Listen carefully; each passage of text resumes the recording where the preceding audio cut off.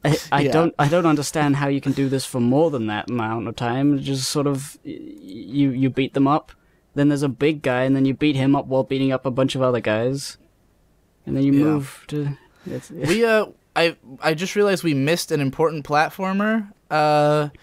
As the advertisings would proclaim. In other words, Psychonauts. oh, I never Yeah. played that one, but my brother Really? has. Psychonauts is I am kind of on the Psychonauts is overrated as shit camp. Because the thing about Psychonauts is that it has tons of really creative ideas, and that's why people like it so much. Like, it's about like going into people's minds. It's got that that Tim Schafer comedy, and like it's a funny, wacky game with some really memorable characters and goofy lines, and the voice acting is really great. You know, it's just one thing. Like, I've always heard about this, and everyone always says just this, and never has any examples. And it just doesn't appeal to me because there aren't examples. They say, oh, it's got really cool ideas, and you go inside to see Yeah. people's minds. What ideas? I've never heard anyone explain. It's kind of difficult to explain. Like, okay, in one level, you go inside of the mind of an anglerfish who you're basically in a Godzilla movie. Like, you are towering over the city and like stomping on buildings and stuff as your normal self, because like that's what he dreams about, is being like a Godzilla monster. So like it'll be stuff like that. Just like you go into like a weird, wacky world where you're like experiencing what someone thinks about, and so everything's kind of metaphorical and strange, you know. So it's all about like these super weird environments, and of course the artwork is like really trippy and sort of Tim Burton-esque and stuff like that. So yeah, I mean, maybe it's just because at the time it was more impressive than it would be now. But I don't know. Maybe I still should play it because the game's writing holds up really well. Here's the thing: the actual game, in my opinion, is a pile of garbage. Like, the thing is that okay, first of all, it starts off as like a straight up platformer game. Like you have like psychic powers. You use them to do fun little platforming things. And the first few levels are just kind of alright, and like you kind of start getting used to the controls, but then every level will introduce something new. Like, they all try to have their own gameplay style, and the gameplay styles are all fucking frustrating. Like, the controls and the cameras are super frustrating. All the different gimmicks that each level will have is usually something frustrating. And then the final levels are like these really insane platforming challenges, and I just hated it. Like, the last few levels I fucking hated in that game, because you just fucking try to make the same jump 6 times in a row, but it's impossible because the controls and cameras don't work right, you know? And the last level, I've been told that they like later patched this on like the Steam version or something, but the last level's almost impossible. Like, it's just like there's something you have to do on like a timer. You have to do this certain room in like a certain amount of time, and it's incredibly hard, and if you fuck up at all, you're done. And like I remember trying it for a couple hours and then just like throwing the control. Like, angriest I've been at a game probably ever is Psychonauts. So personally, I think the game is super overrated. I didn't think any of the levels were that fun to play. Like, the ideas are interesting, but then when you have to execute the idea, it's like, oh, right, I'm playing Psychonauts. This game with shit controls. And, you know, but a lot of people feel differently, so, you know, give it a try anyways. But that was... I will at some point. What's I got another fucking- hack and slash game that I played. That I played two in the series. You ever play Onimusha? No, I think I saw you play it on Digibros once, though. Oh, yeah, it was a Digi and Friends. My friend Trevor was playing it. Onimusha 1 is interesting because it's basically, more so than Devil May Cry, it actually is like a hack and slash version of Resident Evil. Like, it's got the fixed camera angles, it's horror themed, you're exploring a mansion, and you're like a samurai with a sword, and like instead of, you know, having limited bullets and all that, like you're just kind of slashing up demons and shit. But so it's somewhere between like Devil May Cry and Resident Evil. It's like the missing link, but it's got like really cool demonic imagery. It's very dark and grotesque. And they made 3 of them. I never really played the second one, but I played the third. And the third one becomes more of an action game, and also the story is more of like a big action movie. But the gimmick of the third game is that it's got time travel between, the period of Japan, like the post-Nobunaga samurai era, and then also you time travel to modern France, and the characters in Onimusha 3 are literally, like, modeled after real actors. I don't know who the Japanese guy was, but the French guy was Jean Reno. And I don't know if you know Jean Reno, but he was the first actor I ever knew the name of. I knew him because he was in the Godzilla movie, which as a kid was, like, my favorite movie, the American Godzilla movie. And I just knew him as the French guy from that, and I thought he was super cool. So I basically got Onimusha 3 because I could play as Jean Reno. And it's pretty dope. It's another really short, like, spectacle action game that you could beat in 5 hours. But I want to replay those sometimes. So is it a horror genre? No. I would say Onimusha 1 is more horror themed. Like, it's basically an action game, but it's got some horror in it, you know. But Onimusha 3 is just a big dumb action game. This is a Game Grumps reference. Remember that? Oh. No, I Remember don't. when they talked about Jean Reno in the Sonic 06 playthrough, and they did like genre no, like a little joke there. I don't remember that at all. Why were they talking about Jean Reno in the? I have no idea. I don't know why. I playthrough? guess I have seen that playthrough like 8 times, so I remember Yeah, I've only everything. seen it once. Fucking. Okay, there's yet more platformers that I forgot about. Okay. Prince of Persia: Sands of Time. Oh, of course. Didn't we talk about that in the GameCube episode? We said we were touched on going to talk about it in this Okay. one, I think. Yeah, all right, go ahead then. Fucking sick. It's you go around, you're slashing and you're elaborate, you're a dainty sort of like sword swashbuckling guy, and you're jumping around like a madman. It's basically like if Uncharted starred a cool guy in Persia. And oh man, I never put together how similar it is to Uncharted, but it really is. Like, it's like a platformer Uncharted. Yeah.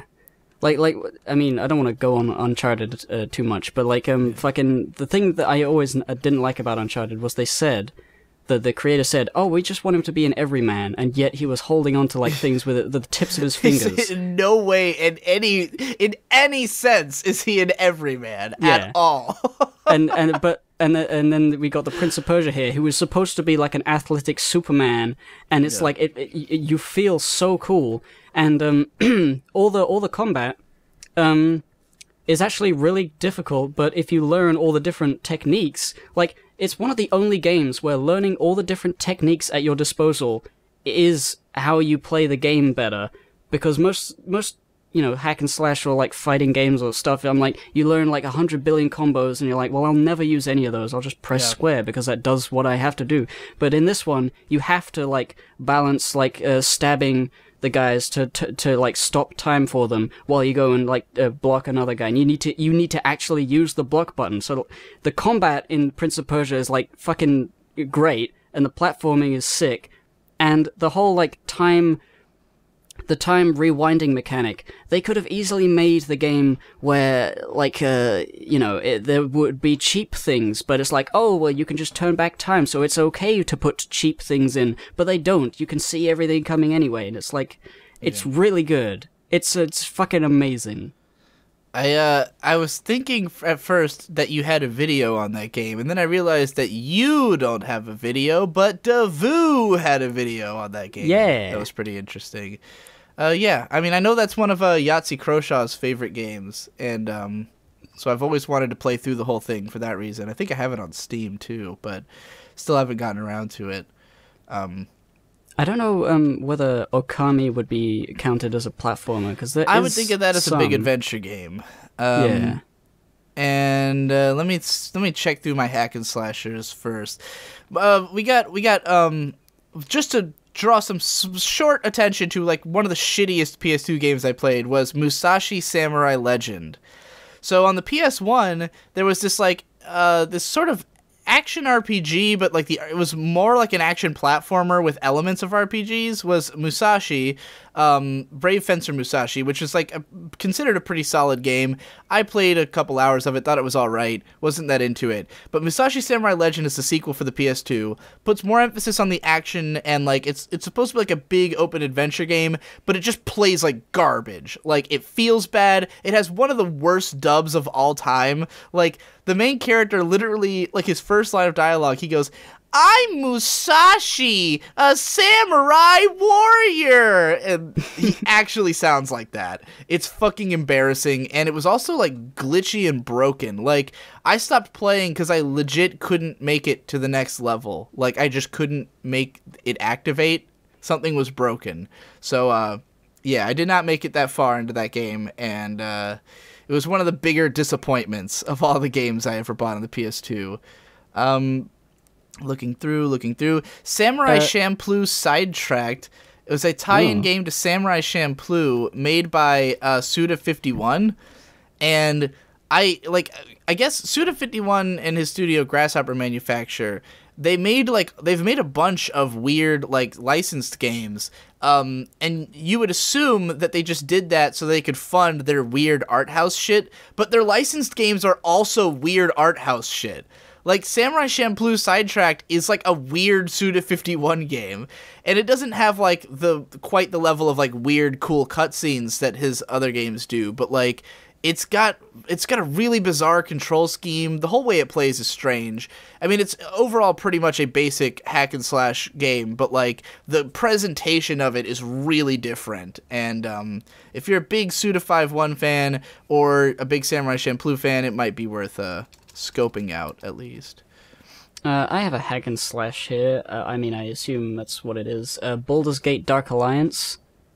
I would say that's pretty. Yeah, that's like a hack. It's like a more action RPG, but it's definitely got some hack and slash. I mean, you really just like you equip the weapon, you press one button and attack. I compare that a lot to Gauntlet, and I think I talked about Gauntlet Dark Legacy already on the GameCube episode, but I'm just going to mention that it's also on PS2 because me and May have been playing it on my gaming channel. Go watch DigiBros. Anyway, yeah. Tell me about Baldur's Gate. I know that's really popular. Baldur's Gate, for people who like the series of Baldur's Gate Dark Alliance is like the normie fag shit version where there's not enough RPG elements. Like it's a D&D inspired PC game at first, and then the PS2 game is just like run around in a top-down dungeon crawling thing. But it's what got a lot of people into the idea of like that sort of Western RPG aesthetic. And I really remember enjoying it, and it's fun to co-op. Well, it's fun, and it's also really frustrating to co-op because you pick up gold and stuff, and you have two players, but you can't trade gold between you. So if and you have like a charisma stat. So when you sell things and you have a higher charisma, you get more money for the weapons. So every time both of us come back to the shopkeep, the one with the highest charisma gets all the weapons and gets all the money, and then has to buy things for the other person because you buy at a reduced rate because of the charisma.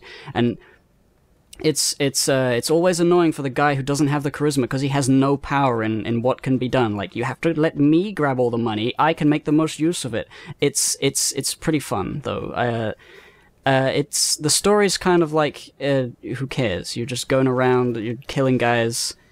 You wake up in Baldur's Gate and you were mugged, and you follow the muggers, and then the muggers like lead you to a cult, and then the cult leads you to a gate, and you go through the gate in Baldur's Gate, and then you go to another place, and there's like, oh, there's fucking armies, and you follow the armies, and it's like, it just escalates until you beat the shit out of some old lady at the top of a tower with big boobies, and she's dead.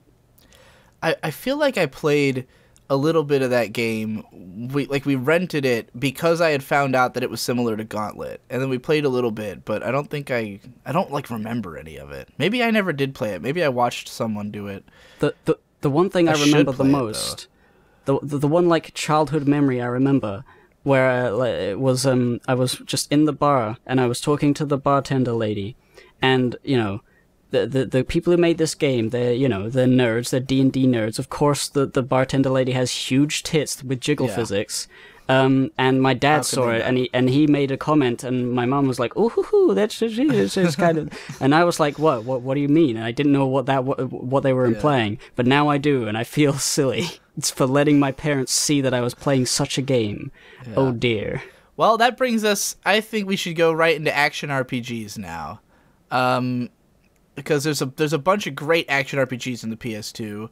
I would even say now that I'm like looking at the list, like man, what a great time for action RPGs. Because like after the PS2 is where it became everything's an action game with RPG elements. Like just you lost out on just the mindless hacking slashing grindy action RPGs that I love so much, such as one of your favorite games, first game you ever covered on Hypocrite. Oh yeah. You gotta talk Dark about Dark Cloud. Dark Cloud, essentially a dungeon crawling action RPG with like survival elements. Like you have to keep yourself fed and like it's pretty hard to survive. And then you also have a town building game that's built onto it. Yeah, it's like the world has been destroyed and you are literally rebuilding it, and to do that you have to go into dungeons which are like randomly generated dungeons. The random generation is kind of like whatever, it's just like a couple like very like a square room and then and then corridors that connect them. So it's like it's not too fancy, but as a kid, it was like amazing. Like the idea that every time you go in, this is a new one. Like I thought, how could they have such a long list of dungeons? Like I've never seen the same one twice. Yeah, it's an amazing experience. It's a great first RPG, and well, actually, I have no idea. I have no idea what a great first RPG would mean, but it's certainly something I would encourage people to play. It's you go around. You kill skeletons, you get parts of the town that were destroyed, and then you decide how they were put back. And you talk to the people who you saved in the dungeon, in these like little balls, and you put them out in the town, and then you talk to them, say, what would you like me to do? I'm now God. I control everything. I can literally just take you out of existence and put you in my little crystal in my hand. Would you like me to give you a fence? Okay, I'll do that. And you give them a fence, and like a lamp, and then they're happy, and then they give you a prize, and it feels great, and it feels so cool to be building the town that you can then walk around and interact with people in. And then you do that a bunch more times in other places. I always want to try to explain it by saying it's just like a ActRaiser for the Super Nintendo, but I don't know if that game is even as popular as Dark Cloud is. But this, I played it way back in the day. I wasn't that into it at the time because it's kind of hard. Like there's just a lot to keep track of. Like it's a game you kind of have to concentrate on. I tried the whole thing with weapons breaking and never coming back, and having to repair them, and having to have the item to repair them on hand, otherwise you just got to run away. That things like that do get frustrating, but it makes you, like, the further into the game you get, the more bag space you have, the more money you have, the more you can buy and prepare. So like it's sort of like a what do you call it? Acceleration. You go like a rolling snowball effect. By the end of the game, you've constantly got enough stuff that you can just go into a dungeon and just try to do the entire thing from start to finish. I mean, it's very difficult still, but it's cool just to feel more powerful the further you go. Yeah, the game's on the PS4 now, and I bought it and tried to play through it recently, but like I got like an hour in and realized it was going to take a lot more focus than I had first thought. It was like, okay, I'm going to have to dedicate time to play Dark Cloud. Oh shit, here's a story about Dark Cloud. I loved playing that game so much, I would play it all the time, but the first boss was too tough for me. I couldn't figure out how to do it.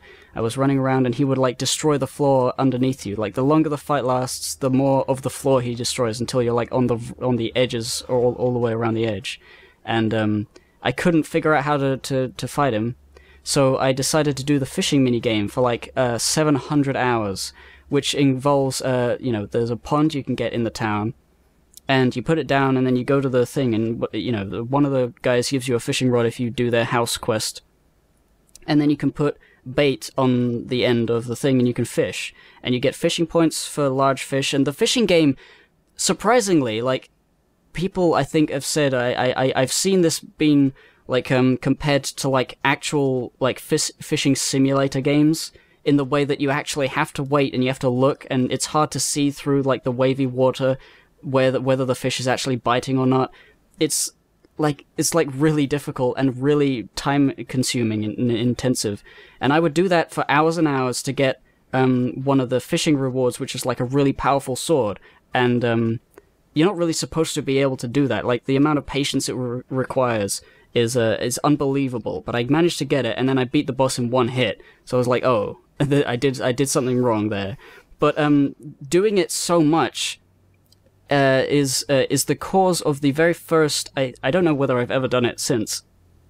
Is the very first sleepwalk I've ever had, where my parents said that I got out of bed and I walked down to where the PlayStation was, and I just had the controller in my hands and I was just staring at the TV and I was not awake. And I didn't remember this, and they were telling me this, and I was just like, "Yeah, it was a Dark Cloud thing," because that was all I would do. As soon as I wake up, I'd run downstairs and continue fishing in Dark Cloud to get the sword.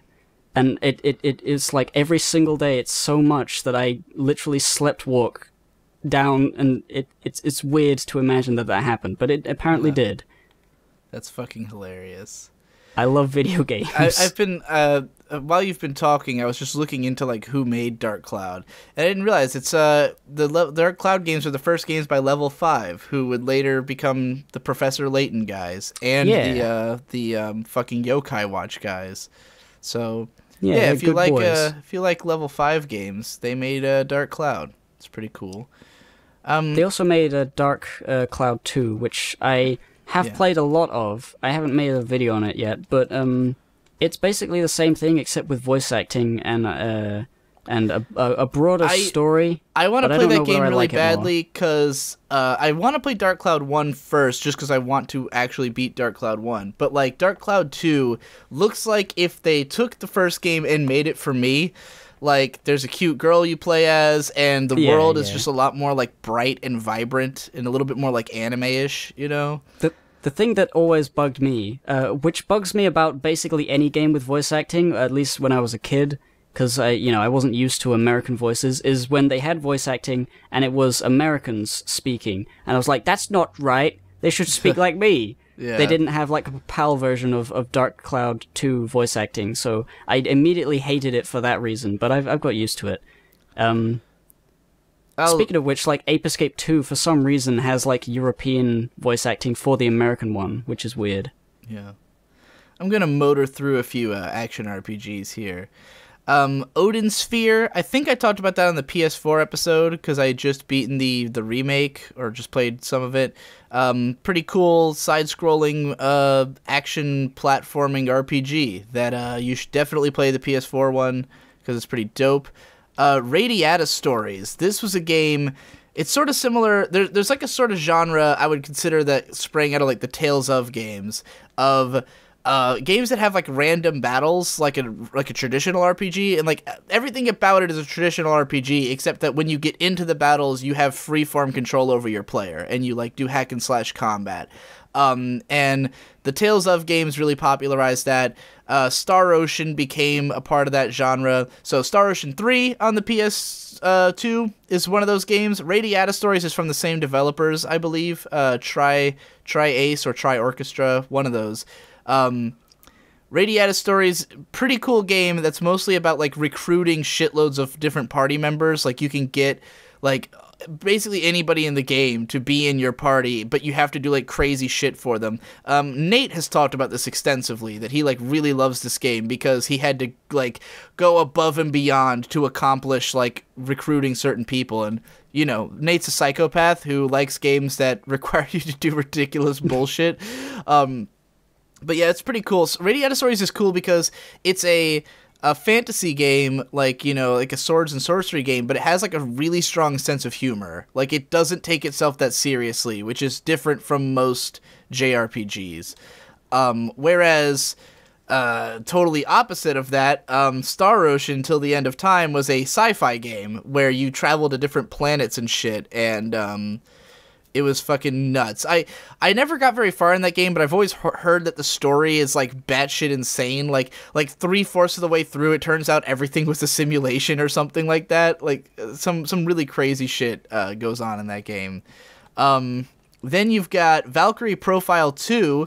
I think that might also be from the same guys. So basically, these guys made a bunch of great action RPGs for the PS2. But Valkyrie Profile 1 was a PS1 game that was like extremely rare by the time I found out about it. Like it's really hard to come by.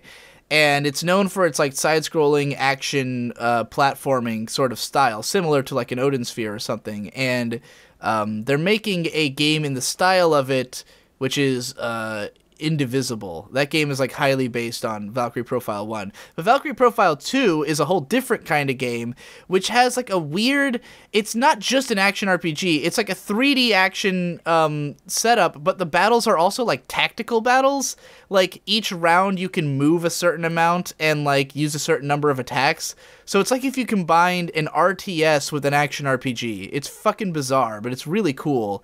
I had gotten like halfway through that game just by renting it like ages ago, but I never beat it. Dot Hack Infection.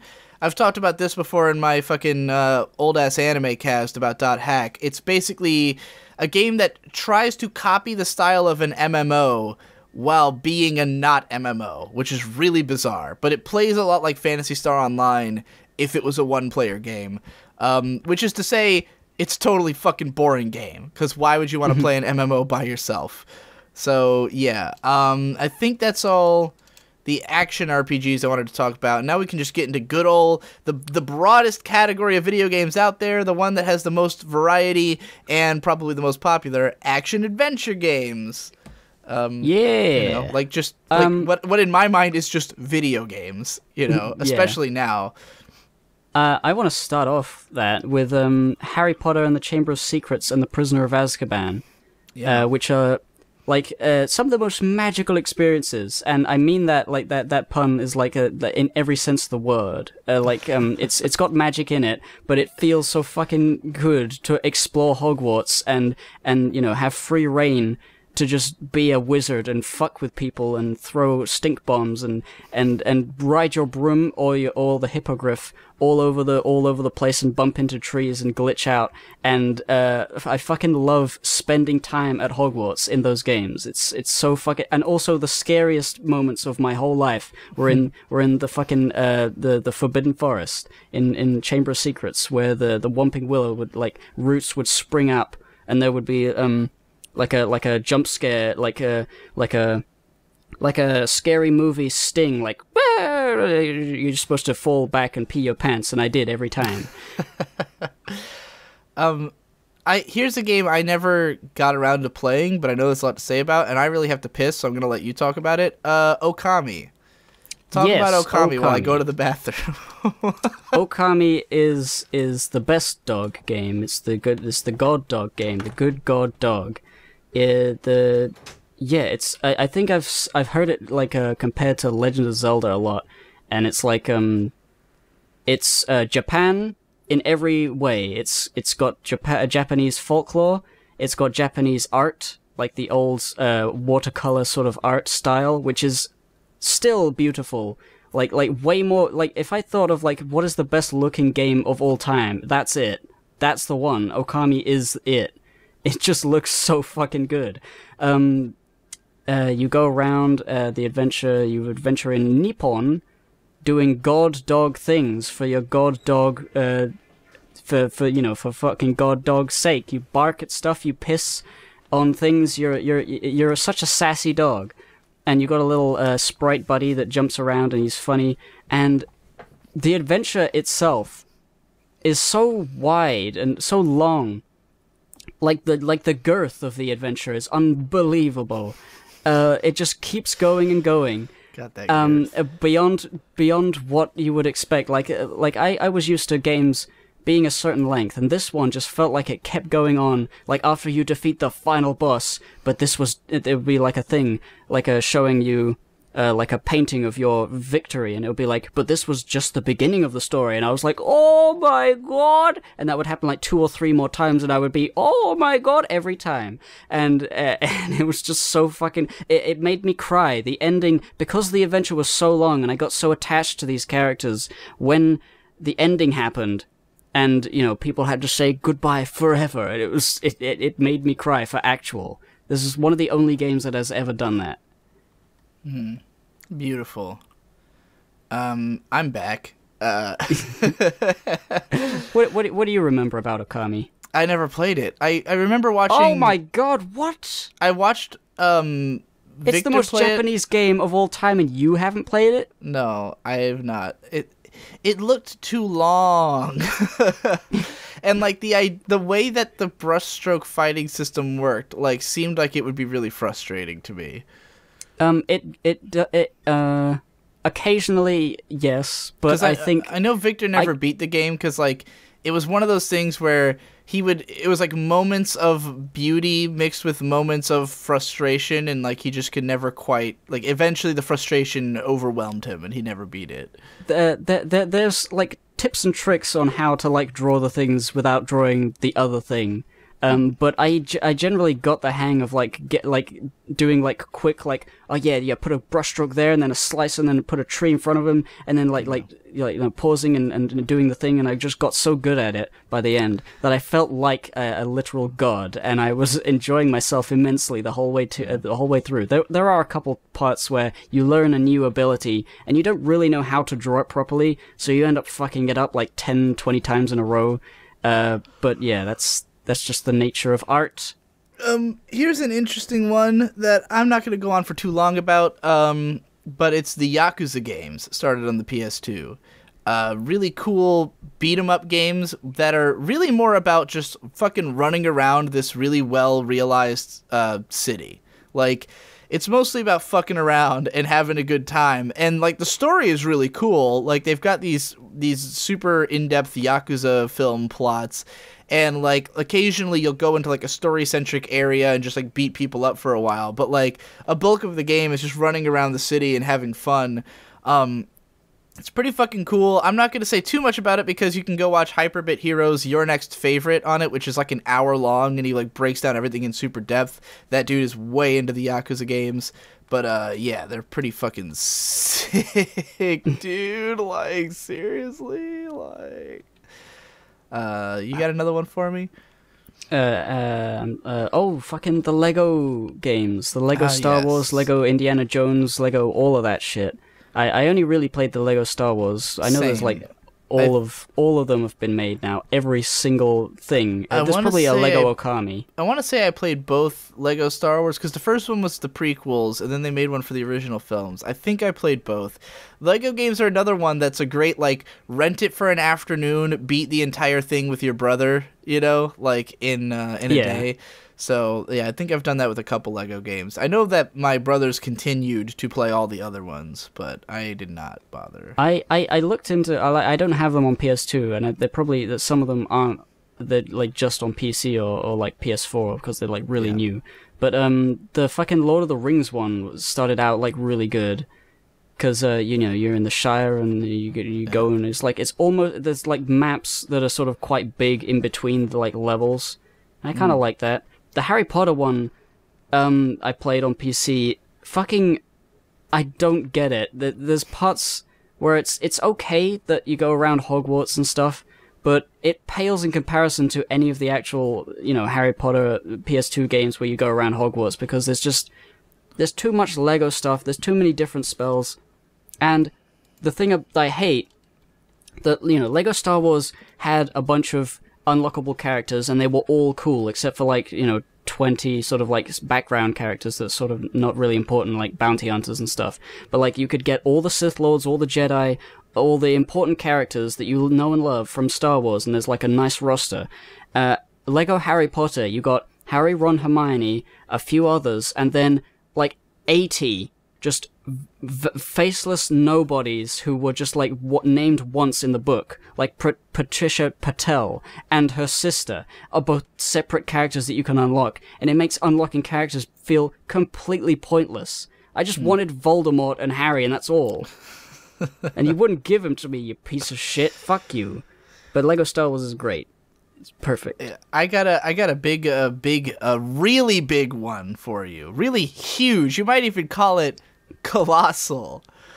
Shadow of the Colossus, of course. One of the big. I played that on the HD remake on PS3. I think a lot of people did. Shadow of the Colossus is an interesting sort of reputation in that when it came out, it was not that big of a deal.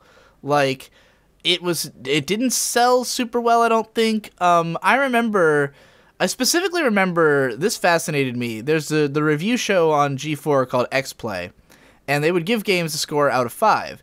And they had given Shadow of the Colossus a 4 out of 5 because of all the technical issues with the game. Because on the PS2, it had real bad frame rate drops and stuff like that, and like not the best draw distance. And then at the end of the year, they had a segment about like games that they wish they had given different scores, and they were like, yeah, we wish we'd given this a 5 because like realizing just how like much of a fucking memorable artistic masterpiece it is, like, made us realize we should have given it a higher score, especially because it didn't sell all that well. But like eventually its reputation really did precede it, and like it became a much more celebrated game.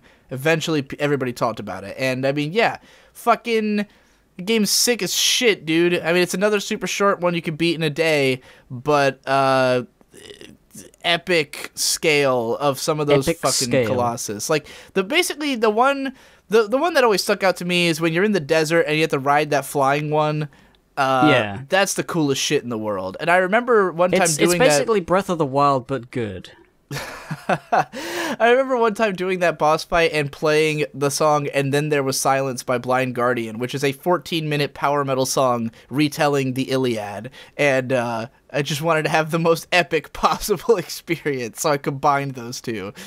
But yeah, it's a fucking sick game, bro. And I do think it's kind of funny that it's become like the de facto art game, because it's a game that basically everybody likes, so and it has like obvious artistic merit, so anybody can point to it and be like, "Oh, games are art. Shadow of the Colossus, games are art." You know, it's weird how like people point to it and say, "Yeah, it's so arty. They don't even have enemies; it's just bosses." Yeah. Well, can't you just do that in a game then? If people love Shadow, just do that again. Someone else, please do a game where it's just bosses. There is one called Fury from last year, and everybody compared it to Shadow of the Colossus just because it was a boss rush game.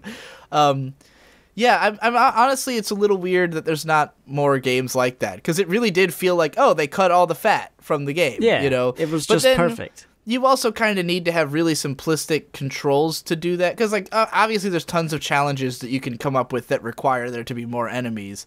A lot of games use like a short level as just like a way for you to gather power-ups for the boss, or like to learn the mechanics and make sure you're solid. Like it's like a game like Cuphead, you know, like the levels are just there so that you can get prepared for what is mostly boss. You know? What it feels more like is that they added it so that you could gather coins and get upgrades. Yeah. Well, that's because that's what I don't care for it. Like bullet hell games are like that. Like if you ever played the Toho games, it's basically like a 1 minute long level where you're collecting as much upgrades as you can and like trying to make sure that you still have all your lives and that you have like full power by the time you make it to the boss. And the boss is like a 5-minute ordeal, you know. So yeah, like I would say it's similar to that, but Shadow of the Colossus, big arty art. It's an art. Big penis. It's got a huge cock, throbbing. Silent Hill 2. I don't know if I'd consider this an action adventure game, but it plays similarly to one. It's a horror game. I've played a few hours of it. It's pretty neat. Great soundtrack, interesting narrative, but I just didn't get that far in it. Have you played Silent Hill 2? I have not played any Silent Hills because I'm a scaredy pants. I'm a scaredy cat. I don't like scary games. Silent Hill 2, for me, like there is an unnerving quality to it, but I don't really find it that spook. Like I'm contrary to everybody else, people are always saying like, oh, you know, real horror is the stuff that gets under your skin and makes you think about it, and like jump scares, those are nothing. I feel the exact opposite. like jump scares will make me paranoid for the rest of the day. And stuff that just gets under my skin, I'm like, oh, that's kind of interesting, you know? Like, that's how I feel about Silent Hill 2. It doesn't feel scary to me at all. It's just, like, kind of interesting, you know?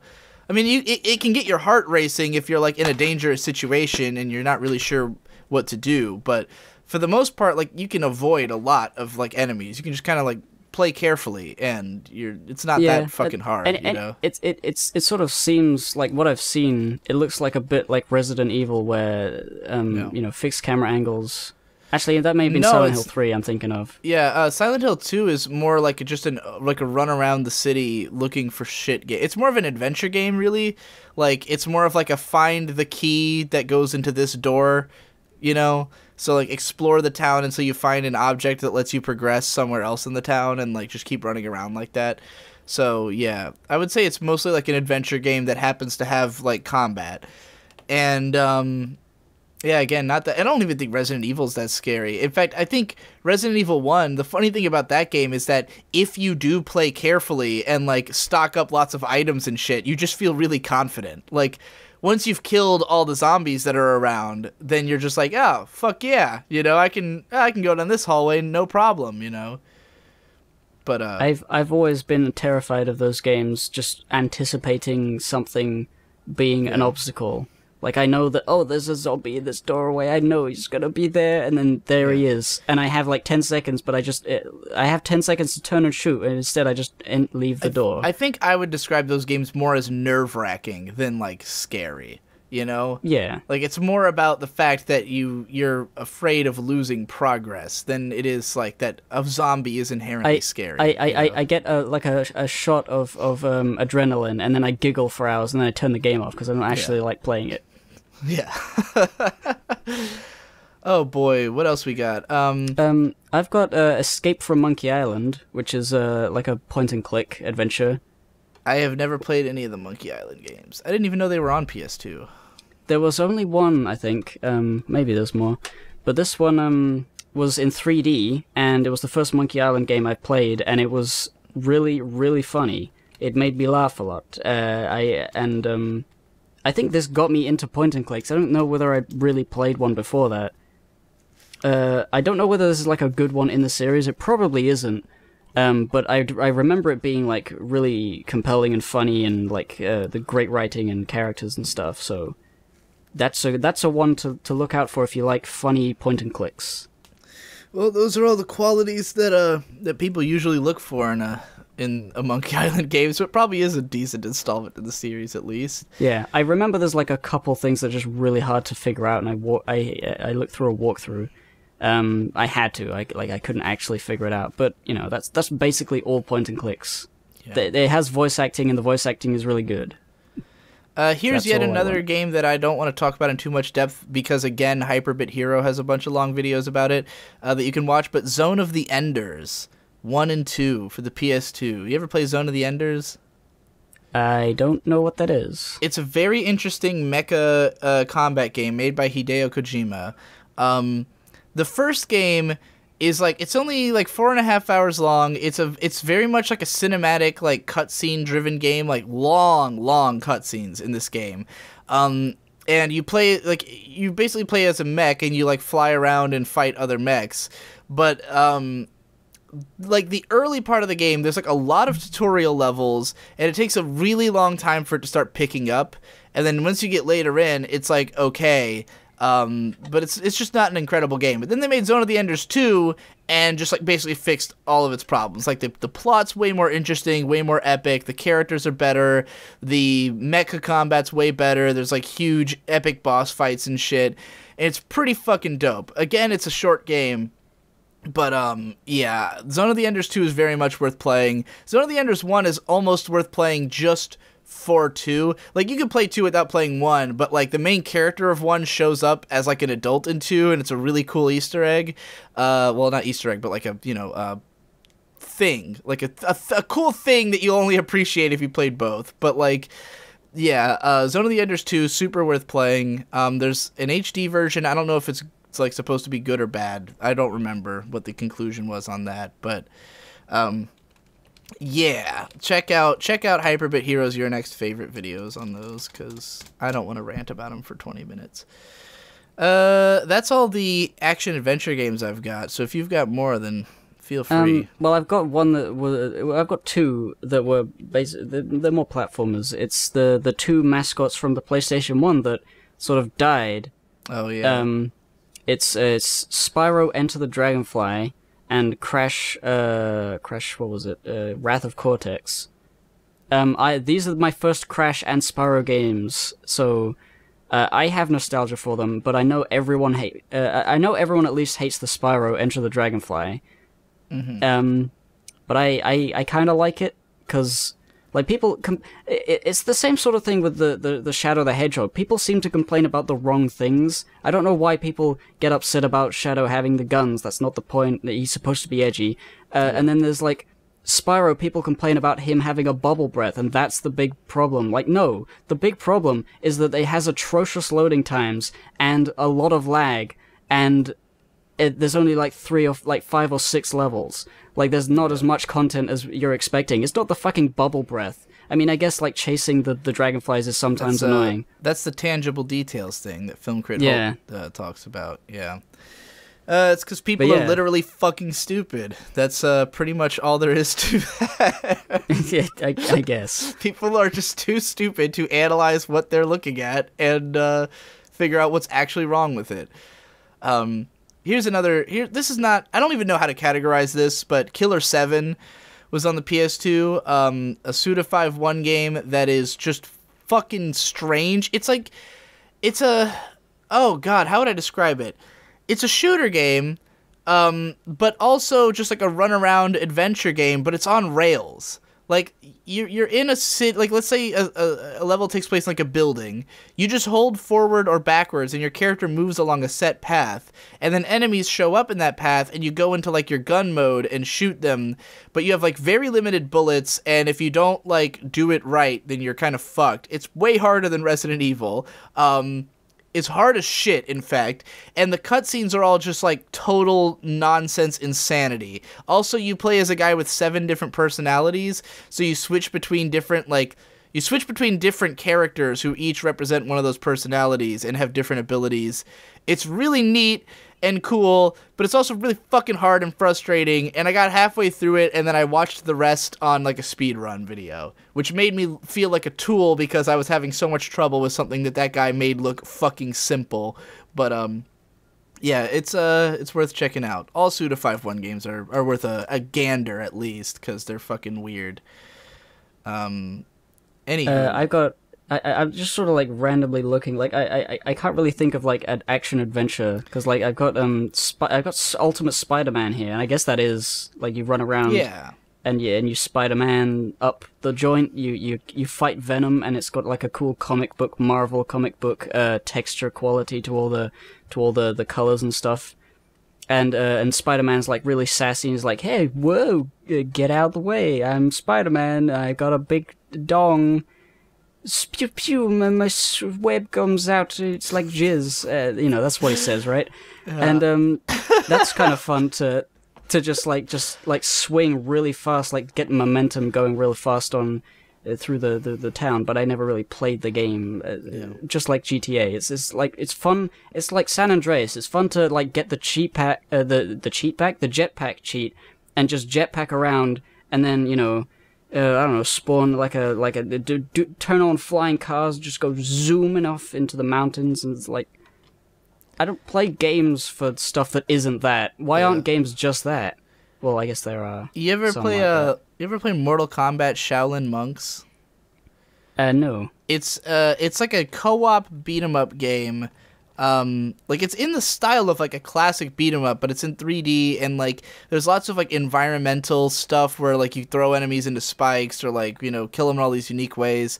I remember it being like bad and frustrating, but then I also remember watching some friends play it and it seemed fun. So I don't know. I don't remember what the consensus was on that game, but that's all I have to say about it. Other than that, my only 2 genres left are fighting games and RPGs. So if you have anything that's not those two... I've got Star Wars Battlefront 2, which is like... it's a great like army game. You shoot guns and you go and It's like you a first-person become... shooter, right?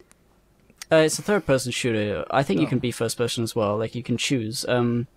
And you can be like the stormtroopers or the clone troopers or the droids or the rebels. And my favorite part of Star Wars Battlefront 2 was always like the galaxy conquest modes where, you know, you choose either the Empire, like one of the four, and then your enemy has half the galaxy under their control. And they have a starship and you have a starship, and you need to take over planets in order to get resources to build more starships, so that, like, it's like a board, and there's all the planets are connected, and you can move your starship one dot at a time.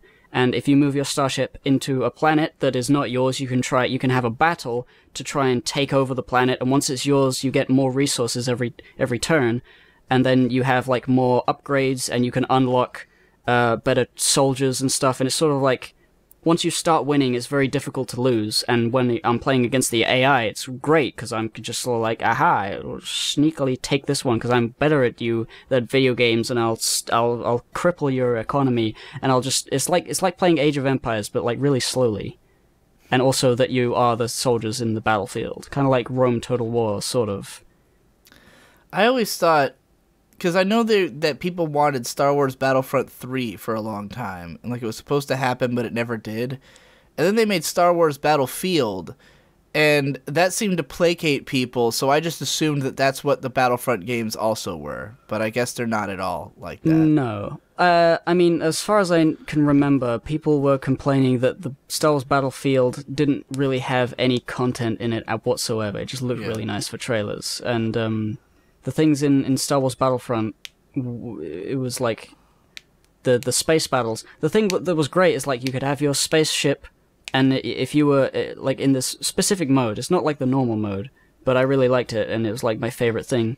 And you could move it onto a planet, or you can move it onto like an enemy starship and destroy it by having a space battle. And in the space battle, you could like zoom around and stuff, and you could land in the enemy hangar bay, and you could get out and you could fight your way inside the engine room. And then if you were like the guy with the bombs, you could put bombs down, and you had to try and stay alive while putting bombs down to destroy their shields and letting like your friends attack them. And it's such a strategic sort of like battle. It's more of a battlefield than Battlefield was, as far as I know. I haven't actually played that, but I mean, that game just is a Battlefield game, but with Star Wars characters. Like, yeah, you just collect the objectives. Like, oh, get point A, I guess. I don't even think it has a single player mode.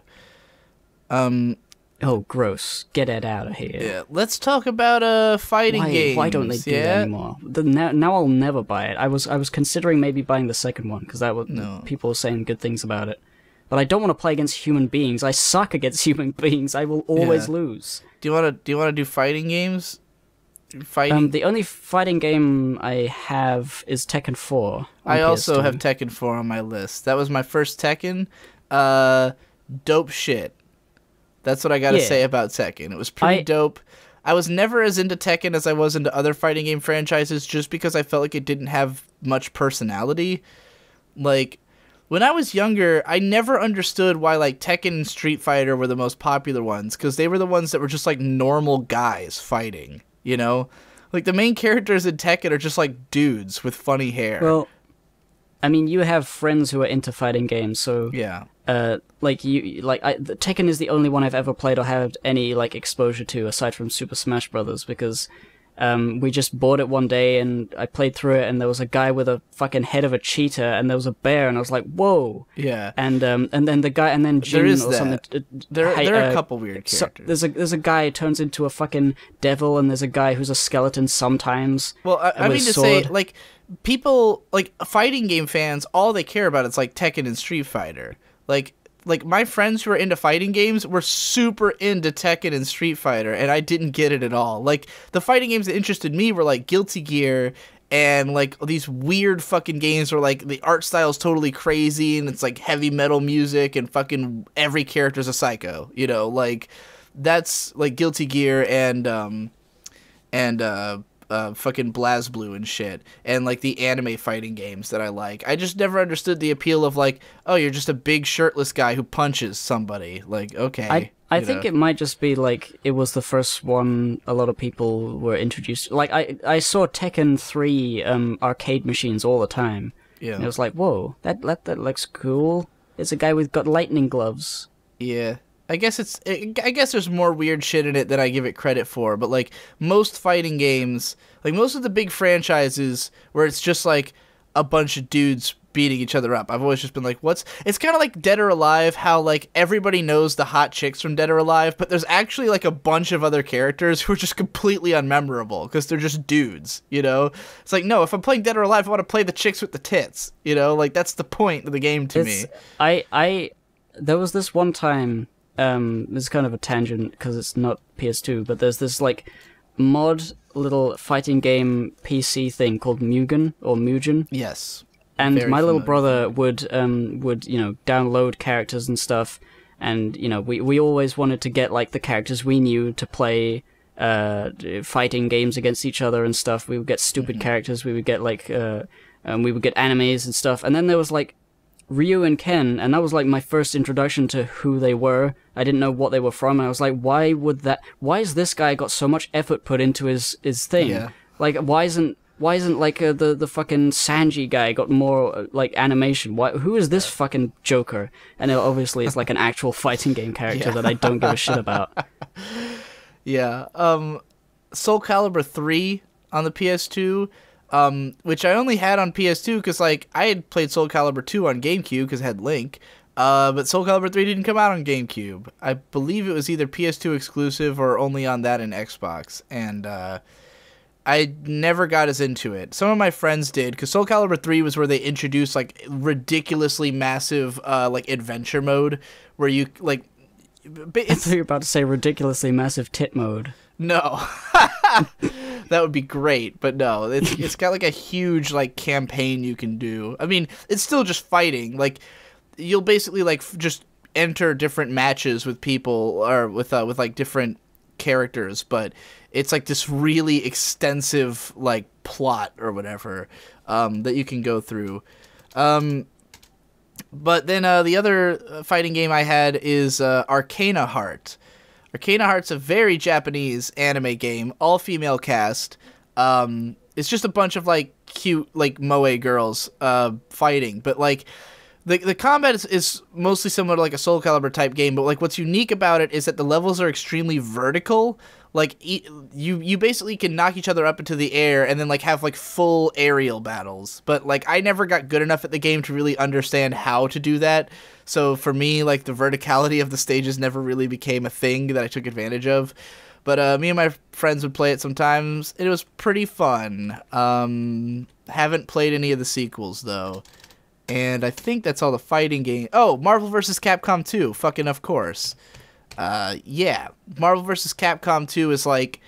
To me, I don't know how I got this impression, but I always sort of saw that as the holy grail of fighting games. Because, like, it seemed like the one that people got the most excited about when it came up. Because, like, it's basically Street Fighter, but you can play as, like, all these fucking Marvel characters, and it's super dope, you know? You can play as Spider-Man and fucking Wolverine and fight Ryu, and that's pretty dope. Marvel, I never played that much of 2. I played a lot more of 3 on the later consoles, which I don't think is necessarily as good, but, you know, it's the one I played. That's all my fighting games. And the only other game I have that's not an RPG is one that is probably the greatest PS2 game and greatest idea in a video game that anyone ever had. And the only reason it doesn't still blow people's minds is that they ran it into the ground and ruined it, which is Guitar Hero. Oh, yeah. I have Guitar Hero 3. Okay, so you only had the third one? Yeah, I didn't play the others. Guitar Hero was big in my family. That was the first, like, my whole family got into it, like, game. Because we had the first one. We had 2 controllers, and, like, my mom would play, my dad would try to play and fail, my brothers played, you know, like, everybody was way into Guitar Hero, because we've all been, my whole family's into, like, rock music, you know, so, like, getting to hear a bunch of songs we liked, alongside a a ton of songs that I fucking hate. Like most of the classic rock songs I always fucking hated in Guitar Hero, but like when it would get to some like fun song I know and love, it was ecstatic. Guitar Hero 3, of course, the best one. It's got fucking Knights of Sidonia by Muse. That was my shit. Yeah. What was your favorite song to play in Guitar Hero? Honestly, I can't remember because Guitar Hero 3 had the Through the Fire and Flames, and that's Yeah. like the big meme one, and everyone had to try and figure out how to beat that shit. And there's like YouTube videos like the guy didn't make a mistake. Yeah. Oh my goodness! So I don't remember like the game itself. I don't remember what songs were on it. All I do remember is that they were all songs I had never really heard of, never really cared about, except for Yeah. like one or two. And I think it might not be true because I had started to learn guitar before this, but I sort of forgotten it. And I learned a few chords, but then I just didn't continue playing guitar. And then I played Guitar Hero, and I enjoyed it. And I played it once at this youth club, kids club thing. Well, it was a youth club. It was different from the other club. I was a bit older, and there was a guy there, and he was watching me play, and I was playing okay. And he said, "Hey, do you actually play guitar as well?" And since I had learned a few chords in the past, I said, yeah. And he said, good, because most people don't. And I think it was that guy. And the fact that guy's problem. I know, because he played guitar and he thought it was stupid when people played Guitar Hero, but they couldn't play guitar actually. And What an but asshole. it was that. I know. I mean, he was an okay guy, but I want to walk up to him while he's playing Mario and be like, "Oh, have you can you jump like 3 times your height?" No, that's stupid. I would tell him like, I can you Italian? Yeah. Hey.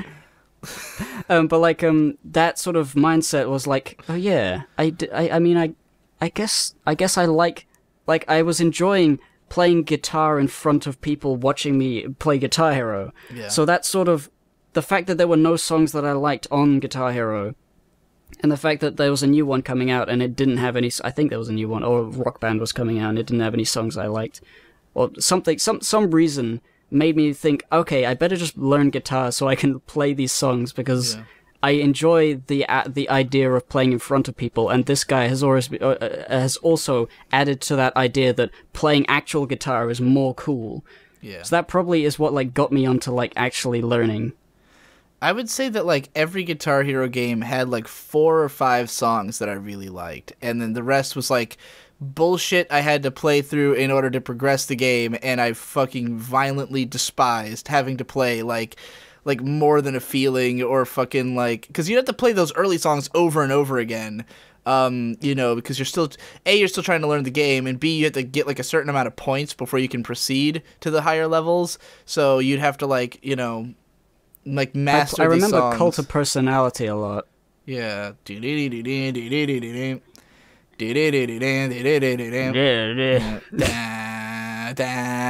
it is really interesting that, like, because so many of those songs I didn't really know at the time, but now when I hear them come on the radio, like, I've got this way more intimate, like, nostalgic feeling for them because I played them so many times as a kid, and, like, I know the riffs. And that's the funny thing. I can't remember. Okay, yeah, I do remember. The other day, I played "Run to the Hills" by Iron Maiden for May. Like, I was trying to get us out of bed or something, and I was like, "Oh, I'll play some power metal. That'll get us out of bed." And so I put on "Run to the Hills," and she specifically knew like the riff, you know, from the song. Like she was like mouthing it out or something like that. In addition to the vocals, and I was like, the only reason you would know that is because it's in Rock Band. Like, there's no way that because, like, she doesn't usually do that. Like, she doesn't usually sing a riff, but because it's from that game, so it's like, I can tell when people know songs from Guitar Hero. It's really funny to me. I love observing I mean, I have learned to do that just... I think maybe it's like a musician thing, because like if you're trying to learn a song, you're going over it over and over it, and you're listening very hard to like the melody and stuff. I do that with actual songs that I know how to play, where I just like mouth out or like in my head, sort of like. I mean, I do it with like play the drums with like pretend brain drums, like I'm just thinking about it. Any song that's like riff driven, I usually know it for the riff, but like. Hearing her do it or like other people do it who I know don't think that way is always like, oh, you played it in Guitar Hero, you know. I have a really tragic Guitar Hero story about how my dad's dealership had a competition where they were doing like a Guitar Hero tournament, and if you won, then you would win like this huge screen TV or something like that. And so me and my friends were like practicing for it, and we were playing extensively. We're playing on hard mode. We couldn't play on like expert, but we figured nobody there will be good. Like, it's all going to be normies. Nobody's going to be that good at the game. And we're not amazing, but we can be better than them, you know?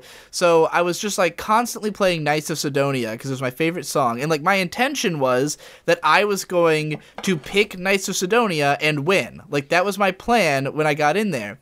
So we start the competition, and I make it up to, like, the semifinal round, but I lose the coin toss. Like, I don't get to pick the song. And, like, somehow that never occurred to me that the other person might get to pick the song. And he picks fucking Even Flow by Pearl Jam. And I fucking hate Pearl Jam. So I was completely devastated. I'd like, never played the song before. Like, not even once. So he beat me. He didn't even beat me that bad. Like, I was definitely better at the game than him, but he'd played that song more. And, yeah, it was a huge tragedy. My pride was wounded forever. I never recovered. And then Guitar Hero was done for me, basically. But then Rock Band came out, you know. But that's a different console generation. Yeah. Do you have any non-RPGs you want to talk about? Because all I have left is RPGs, and I have a lot. Well, there's Destroy All Humans, which is the alien going around stealing the brains out of people game, which was kind of spooky, scary, funny. Mm-hmm. I don't remember that too well. I guess it was good. I remember it being like a very jokey game with a lot of gore of like blowing up people and like, oh, it's funny to kill and maim lots of people as an alien. Yeah. That was one of those like weird, like those games for people who like hate people. I feel like like the appeal of that game is like, hey, do you like the idea of like killing everyone around you? Here you go, you know. Yeah, a lot of the people you kill are just like dumb like farmers people. Like, I don't know what's going on. I'm a stupid idiot human. And you just blow that you mind blow their brain up from a distance, and it's really cool. Neat. But yeah, that's the Jimmy Neutron Attack of the Twonkies, the fucking best game of all time. Yeah, go watch the hippo video on that one. It's weird. Not the video, the game. Yeah. The video is weird as well. What else you got, dog? There's one more thing. Oh no, there's. Oh, all right. I'll pick one of these one more things. Worms 3D.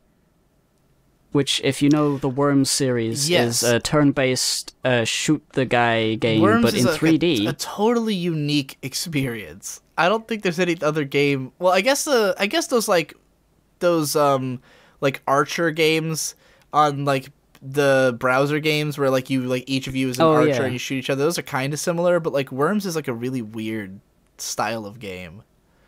Worms is, and but the 3D one is the similar. It's similar enough where it feels, you know, the same sort of like silly, like crazy like bazookas and flying pigeons and old ladies blowing up.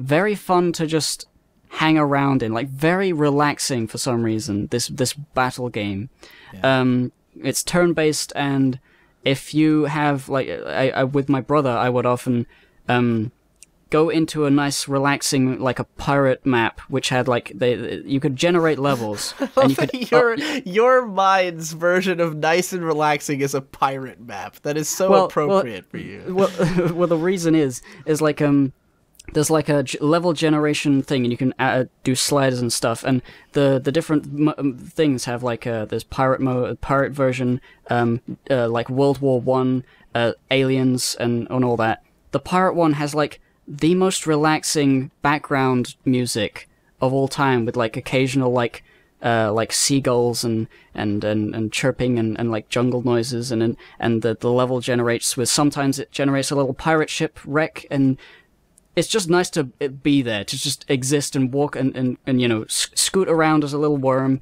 And if I'm playing with my brother, we would just like build things with the girder weapon and not actually fight each other, and just have fun being worms in the pirate land. Yeah. It's really nice, really comfy. Is that all you got before I blast into RPGs, dog? Yeah, I got a couple RPGs as well, but you go big. All right. Well, the first big RPG, of course, Final Fantasy X. This game was that game was ludicrously beautiful when that game came out. Like, holy fuck. Like, nothing looked anywhere close to Final Fantasy X. The graphics were fucking insane. Like, you would go into a cutscene, and it'd be the craziest shit you've ever seen. It looks like real. And then you go into the game, and it still looks fucking crazy. And I don't know how well it holds up today. I haven't looked at it in a long time. But, at the time, it was mind-blowing. And, I played through most of it. I got, like, 75% of the way through. I was on, like, the third permutation of the big, bad guy boss. And, I couldn't beat him. I gave up. And I got too frustrated and couldn't do it anymore. I played a little bit of Final Fantasy 12, not that much, but you know, it's Final Fantasy. I think everybody knows what it is. I just had to kind of get it out of the way because all the other RPGs I'm going to talk about are way more obscure than that. What have you got for me? I have wait. I think I had two, but I can't see the other. All right, I'll go in for my second. Here's a really big part of the PS2 for me was that, again, at a certain point, I got really into JRPGs and started buying them en masse. And something that was sort of special to me was Nippon Ichi Software. Nippon Ichi were known for making tactics games, and the game that sort of put them on the map was Disgaea.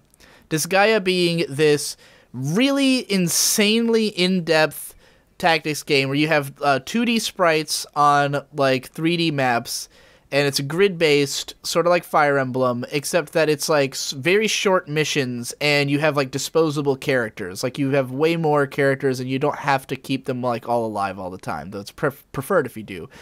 And the story has lots of, like, branching paths and, like, tons of different endings you can get and stuff like that, depending on your performance. There's, like, you can go insanely in-depth on, like, basically each of your weapons. You can go into your weapon and it has like randomly generated dungeons that you can play through on your weapons to upgrade them. So, and you can do this with characters too. Like, you play through just insane amounts of randomly generated dungeons and you can upgrade all your guys, and they can get to like level 999. So like, it was pretty common that people who were really into this game would have over 300 to 400 hours in it. And yeah, it's just like ludicrously in-depth tactics game, but it was known for like its sense of humor. The main characters are all demons, like they're kind of bad guys, but it's just a goofy, fun time. Like demons and angels are sort of the main like thrust of the aesthetic. And I probably played like 8 to 10 hours of Disgaea myself, but like I was just so into the idea of tactics games, and I know that the only reason I was so into the idea of tactics games is that I thought I was really smart. And like I thought that as a smart person, this is like a game for smart people. It's like a tactics game. But I was fucking terrible at them. Like, I'd never beaten Fire Emblem. I never got that far in Disgaea, and I ended up buying like all of Nippon Ichi's games because basically they started off as they were a Japanese developer who was like publishing their own games in the US. Like, or first they were going through Atlas, who was publishing their games, but then they started publishing their own, and they later grew into a much bigger corporation. Like, now they also publish games. Now they release anime in the US and stuff. And like, I was really into their shit. And so I had Grimoire. Yeah. That's not them. Never mind. I meant to say, La Pucelle. La Pucelle Tactics, which was like the game they made before Disgaea, which is like about these nuns, like these nuns. It's a tactics game with a really weird mechanic, and I always felt bad that I hadn't played. I played like a couple hours of it and kind of got bored as a kid, and I just thought I was too stupid for it. I was like, oh, the combat system's just too advanced for me. Tried to play it a couple years ago, and I realized the problem is that the game is fucking boring and really slow, and like every time you attack enemies you have to like watch a whole animation, and it's really obnoxious and shitty, and I hate it. So I was like, okay, all this time I've spent feeling bad about not playing this game was a waste. Then there was Phantom Brave and Makai Kingdom, which are both also turn-based tactics games, but instead of being grid-based, it's like your character has a big circle around them and you can move anywhere within that circle. And those ones were a little bit more story driven, a little bit more serious. But like Phantom Brave was just kind of, I just didn't care enough and was kind of bored with it. And then Makai Kingdom, I watched my brother Victor beat. That one's another one where like the characters are all demons, they're all kind of bad guys, and there's like a whole narrative.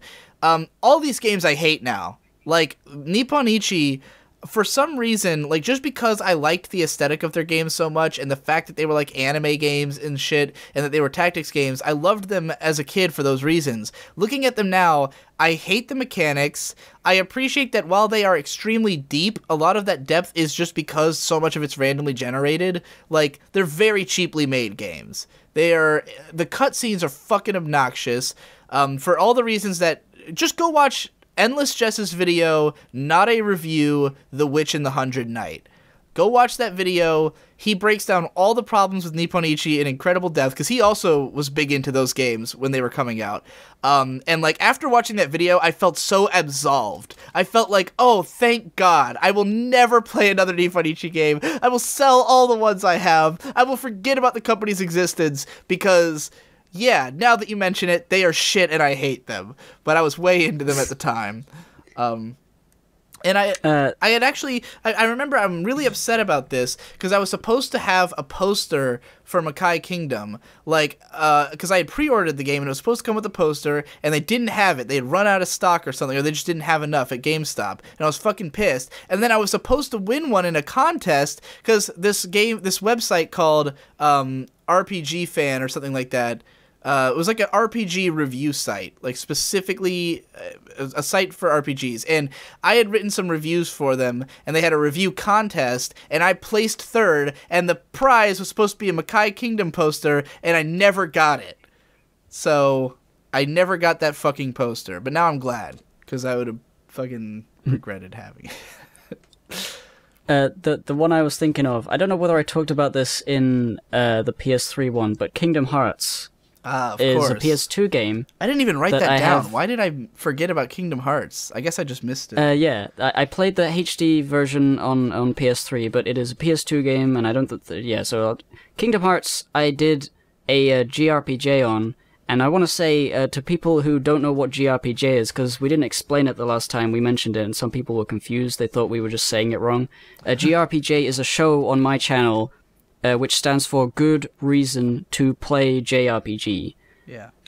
Which is like a joke. It's like the reason is to make a video, and that's what it is. So if you want to know my thoughts, my whole thoughts on Kingdom Hearts, you can watch that hour or so long video. But basically, I think it's fun, but it's sort of the way you move around is kind of annoying, and my favorite thing about it is the last boss. The last boss is actually a really good fight, but most of the other fights are kind of shit. Yeah. It's both weird to me to think that there's like people who watch this show who don't already follow your channel, as well as it's weird to me that people would watch this show and not at least check out your channel to see who the fuck you are. But yeah, GRPJ is a great show, as is the entire Hypocrite channel, one of my favorite channels on YouTube. Everybody should be watching that. And this show is probably going to move there after this episode, but we'll talk about that at the end. I played like 75% of Kingdom Hearts. I got to the final battle with Riku, and I gave up on that fight because it was too hard. And I don't remember that one being too hard. I guess it was kind of spammy. Probably underleveled because I was really bad. Like, in spite of how into RPGs I was really bad at them as a kid.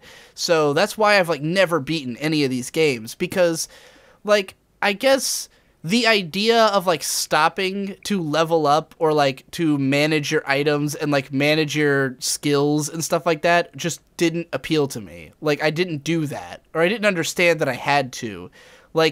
I would just keep going, through the game underleveled and underperforming, and having to buy waste all my money on healing items because I constantly have to heal my characters, not thinking about the fact that if I just used different tactics I would not have this problem, you know.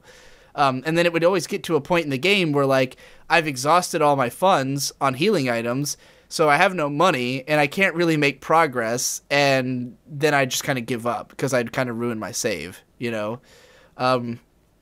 So that was the problem I had with a lot of games, and I don't know if that was the case for Kingdom Hearts, but I definitely couldn't beat the last Riku encounter. The thing about Kingdom Hearts in general, I think, is that they have a lot of aspects that are completely pointless, like the gummy ship. You don't have to do that. It's very easy to complete all of those without upgrading the ship at all, and it's not fun to do it. And also, the whole alchemy thing to upgrade stuff, and like it's really convolutedly annoying because you have to upgrade. You have to get I forget what it's called. The item thing. You get like special item ingredients, and you can make items, I think. And you're supposed to be able to make, like, the most powerful items at the very end of that. But in order to do that, you have to first create the things on the list before you can unlock more. And a lot of the time, I don't care about all the things I have to make, and I would just throw them away as soon as I get them. So I completely ignored that aspect of the game, and I didn't need to do it, but I still would, open a chest and get, dark matter, or some sort of thing that is completely useless except for the crafting. It's just little bits of the game are just like, why is that there? But overall, I think it's fun. I think it's fun to jump around and have like a duck and a dog help you. Yeah. And be in Disney worlds. That's the coolest bit. The fucking Spooky Land world is the best. Yeah, I agree. Here's another big series of RPGs that I tried to get into in the PS2 era. I would still say I'm trying to get into it. Shin Megami Tensei. One of the bigger RPG franchises in Japan, but it's always been really niche in the US, and not all the games have been out. But after Shin Megami Tensei Nocturne came out, there was a lot of hype around it as one of the better RPGs on the PS2. I own that game, have never played it. And I did have a game called Shin Megami Tensei Devil Summoner Raido Kuzunoha versus the Soulless Army, which is it's sort of like those other Tales of Symphonia style games where you run you have active combat in random encounters. But unlike those games, it's not a big adventure game. You don't run around on like a normal RPG. It's more like Persona in that you kind of are in a city where you travel the city by being a marker on a map, and then you just kind of show up in little locations and have fights. It's a strange game, and I never played that much of it, but I would love to play more. I also have Shin Megami Tensei Digital Devil Saga 2, because I had often seen that considered to be one of the best RPGs on the console, but I could never find Digital Devil Saga 1. I only have 2, and it clearly picks up right where 1 left off. It's basically a 2-part game, so I have no idea what's going on in the game, and it's really fucking hard. But, so I haven't played too much of that. Then there's Persona 3, which Persona 3, at the time it came out, I bought it, I thought it was the greatest game ever. I've only ever played 10 hours of the game, but, the aesthetic was so me that it was just, unbelievable. It was the coolest looking, coolest feeling game. It very much borrows a lot stylistically from, Serial Experiments Lane and Boogie Pop Phantom and stuff. So I'm totally into that. It's this dark urban setting. It's got all this cool suicide imagery and weird trippy shit going on. And also it's a weird combination of dungeon crawling RPG and a dating sim. And it's dope. And I still need to play it. It's the number one I need to fucking hurry up and beat this game, and it's been there for 10 years. It's been that way. So one day, maybe, I will finally beat Persona 3. Do you have any more RPGs? The only other one on the PS2 I have is Dragon Quest: The Journey of the Cursed King, which is the most famous Dragon Quest because everyone knows it. Did you know that's also it's by really level good. 5? I just found that out. I think I did know that at some point, or I don't know. It seems like their sort of thing. Yeah, I had no idea. I've always heard great things about that game. I've never played it, but it recently got a 3DS remake. Yeah, I wanted that, but I still have the old one, so I don't really know why. I don't use my 3DS enough to warrant getting it again, but I probably would. It's great. It's a huge in scope, most RPGs go on for a while, and this one is the same. It's got a lot of nice places to go, and there's progression, and there's a big map to explore. The thing I like the most about it is the character designs and the cutscenes with the character interactions. Yeah. Angelo, Jessica, Yangus, and they're just like really interesting. And Yangus has got like a Cockney boy, sort of London street urchin, sort of like, all right, mate. Well, not that, but like that sort of, and that's really nice to see. Like, I don't know whether like he was like that in Japan, in the Japanese, but I like the localization. Yeah, I like the idea that like English things are like referenced in Japan at all. Yeah. Like Professor Layton is one of like things that I like, because it's like he is just English, and that's what he is. I became curious about Dragon Quest VIII because I saw it on a list of comfy games, and that made me want to play it. But like the fact that everybody, when they talk about why the game's good, they always say like, "Oh man, I played like 200 hours and got all my characters to level 99," and I'm like, "Yeah, I don't want to play that." Well, that's the thing. I stopped playing the game when I realized I would have to grind a lot to get to beat the last boss. Yeah. But the first few areas, the up to where you get the boat, and then you get the flying thing.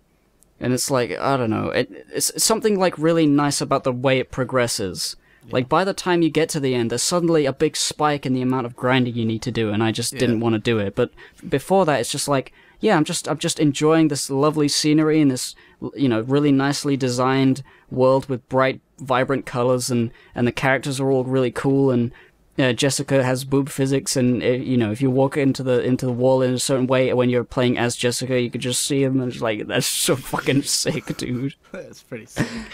And you can get different outfits for Jessica, I think. That's good. Speaking of having to suddenly grind like crazy for the final boss, what I consider to be perhaps the most interesting and cool RPG on the PS2 that I never beat is Shadow Hearts Covenant. So Shadow Hearts, what's unique about that game is that it's a turn-based RPG, but when you attack, a big wheel shows up, and basically it's about timed button presses. Like, you'll have a little thing spinning around on the wheel, and you have to press the button, like, in a certain spot in order to attack. And if you fail, then your attack won't do shit. Or, like, and, like, some, depending on what attack you're using, the area that you can hit is bigger or smaller. So, like, let's say you're trying to get a super attack, you want to hit that little tiny sliver. But if you're trying to do, like, just a regular attack, you have, like, a huge broad area you can hit. And then, like, you can have modifiers to your wheel so that, like, you can have different stuff that if, like, oh, if you hit this one, they're going to be poisoned, or if you hit this one, it'll do this other effect. And so you kind of modify your attacks that way. Really interesting, really fun, active combat system that makes it so you're not just, like, waiting around, for attacks to happen. It's cool. I got to the final boss, and, like, the last level was already really fucking hard, and I was, like, under-leveled for it, and then the final boss was impossible. And it was very clearly one of those things where you're meant to go do all the side quests, because I'd skipped all the side quests. And again, when I was younger, I just tried to barrel through video games. Like, the idea to me of going off the path to do something else was like, why would I ever do that? And now, that's, like, my favorite thing to do in games, is, like, all the side shit, because that's, like, usually the more interesting part, And I guess it was just a mindset of, like, classic JRPGs that, like, if you want to see the ending, you got to do everything. Like, you really got to earn it. Persona, all the Atlas games are like that, too. Like, they always have, like, an insanely hard final level and final boss. But, yeah. So Shadow Hearts Covenant is another one that I really want to replay because I was super interested in it. But, RPGs, they're long. Here are 4 RPGs that I don't have enough to say about to talk about at length. Grim Grimoire, which was a real-time strategy game on the PS2, a 2-dimensional real-time strategy game. Very strange. Never played much of it. Atelier Iris, a game where it's a turn-based RPG that also has like a really in-depth crafting thing, and it spawned a gigantic franchise with a game coming out every fucking year. Breath of Fire Dragon Quarter, which was like the last Breath of Fire game, and a friend had given it to me, and I just didn't understand it at all, so I couldn't even play like an hour of it. And Xenosaga, game with a really crazy-ass sci-fi plot, with lots of like philosophy and shit in it, and I always wanted to play it because everybody said it was super smart and cool, but I think I made it to like probably 7 hours in and got stuck on a boss and gave up. So yeah, and that's all the PS2 games that I had listed. You got anything left? You want to write us out? I'm trying to think. Oh, no. All the ones I haven't talked about are just kind of bad, and I don't want to give them the time of day. Yeah, like there's other games that were just like on multiple consoles, and I played them on other ones. I played the demo of Metal Gear Solid 2, that came with Zone of the Enders. That was fun. Oh yeah, that's Metal Gear Solid is on PlayStation. Yep, 2 and 3 are on the PS2. I didn't play either of those. Nope, me neither. So, all right, I guess that's it for the PS2. Yeah. So we've been talking about the fact that the console rundown thing that we've been doing has some issues as a podcast. Namely that it involves a lot of each of us like kind of just taking turns talking about games. We don't go that in depth. It's mostly just like us having a nostalgic fun time with consoles. And I think we've kind of done all the consoles that we both have stuff to say about. Like like I have not played any Xbox games, so right. if we do a one on that, it would just be you talking. Yeah. And like a lot of the older consoles, we don't really have much. Like Super Nintendo, I've played a ton of the games, but like I didn't play them as a kid, so there's not that like storytelling aspect of like, oh, you know, I remember when I played this because my grandma bought it for me right before she fucking died or whatever, you know, like there's none of that. So we were thinking about just changing the format of the show from here on out into a show where we both play the same game over the course of, say, a week or two, and then we do a podcast about that game at the end of the thing, and it'll be cool. Great excuse to play video games. And we're going to try to pick games that are not already talked about to death, like ones that are... not new games. Yeah, relatively not... Definitely not new, and relatively not, like, super... Like Metal Gear Solid. Like, everyone's talked about it. I don't think we have anything to add to the conversation, you know? True. Especially because we've never played it. Like, what I would want to hear about Metal Gear Solid is, like, someone like Bunny Hop who's played it on every difficulty and done every secret thing, like, talking about the super in-depth shit. You know, we won't be able to do that. So it'll just sound like a really basic conversation about the game. I want us to cover games that aren't, like, that I have never seen an in-depth video about, you know, that I've never seen someone, like, breaking down in super extensive detail. So, I think we could also, like, go over, like, games that one of us has played and the other hasn't, that may be, like, kind of unique, like, there was that, what was it, like, the 2D girl and the 3D plane, RPG that you like. Oh, Chantilly's. Yeah. Yeah, like, I kind of like the way that looks. Oh, that would be like, cool. We could do an episode on that. Like, you would have to replay it a bit, and then I would play it for the first time. We could, like, swap opinions. Yeah, that would be a good one. I could probably ring a podcast worth of shit about that game. I also really want to do Katamari Damacy. Yes. So I need to get that. Yeah, that one of those might be the first one, but they're going to be done on Hypocrite's channel. So everybody go subscribe to him because his channel's actually about video games. I feel like it'll be much more inviting to people over there.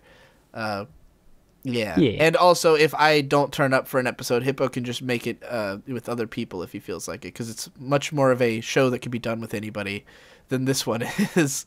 I mean, this one could be done with anybody, but, you know, it was we wanted to do a thing together just to see what it what would happen, and it was pretty good. Yeah, I enjoy doing podcasts with you about video games, but this one I feel like we've run the course of it already, so...